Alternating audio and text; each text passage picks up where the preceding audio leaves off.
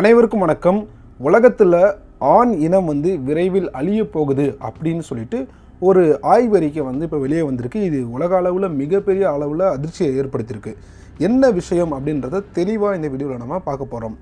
உங்கள் எல்லாருக்குமே தெரியும், ஆண் பெண்ணை நம்ம சயின்டிஃபிக்காக எப்படி சொல்லுவோம், எப்படி அவங்கள வகைப்படுத்துவாங்க அப்படின்னு பார்த்தீங்கன்னா, குரோமோசோம்னுடைய அந்த வரிசையை வச்சு தான்.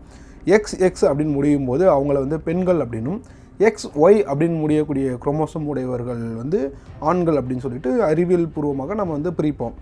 இதில் என்ன பிரச்சனை நடந்திருக்கு அப்படின்னு பார்த்தீங்கன்னா, இந்த ஆண்களுடைய இந்த XY அப்படின்ற குரோமோசோமில் அந்த Y குரோமோசோம் தன்னுடைய நிலையை மாற்றிக்கிட்டு இருக்குது.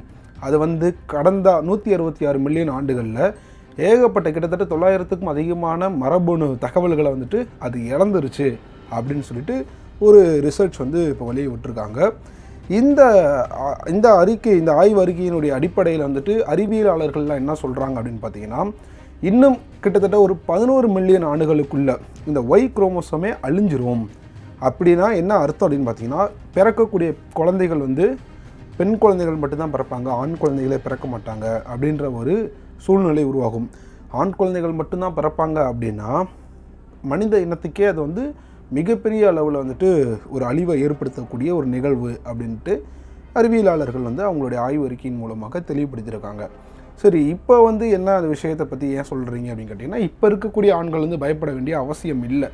ஏன்னா இந்த Y குரோமோசோம் இன்னும் முழுமையாக அது அழிவதற்கு கிட்டத்தட்ட ஒரு 11 மில்லியன் ஆண்டுகள் ஆகும் அப்படின்றாங்க.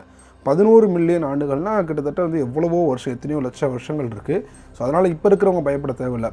இருந்தாலும் அறிவியல் நமக்கு என்ன சொல்லி தருது, ஃப்யூச்சரில் என்ன நடக்க போகுது அப்படின்றத நம்ம இப்போயே தெரிஞ்சுக்கிறது நம்மளுடைய அறிவுக்கு மிகவும் கொடுத்த ஒரு தீனி மாதிரி இருக்கும்.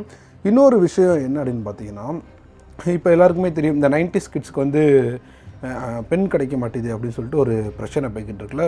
இது நாளாக பல்லாயிரம் வருடங்கள் போக போக என்ன நடக்கும் அப்படின்னு பார்த்தீங்கன்னா, பெண்கள் ஏகப்பட்ட பேர் இருப்பாங்க, ஆண்களுக்கு ஆண்கள் கம்மியாக இருப்பாங்க, பெண்களுக்கு மாப்பிள்ளை கிடைக்காது. ஸோ அந்த மாதிரியான ஒரு சூழ்நிலை உருவாகும். ஸோ இந்த நியூஸ் நான் உங்கள்கிட்ட ஷேர் பண்ணணும்னு விரும்புனேன்.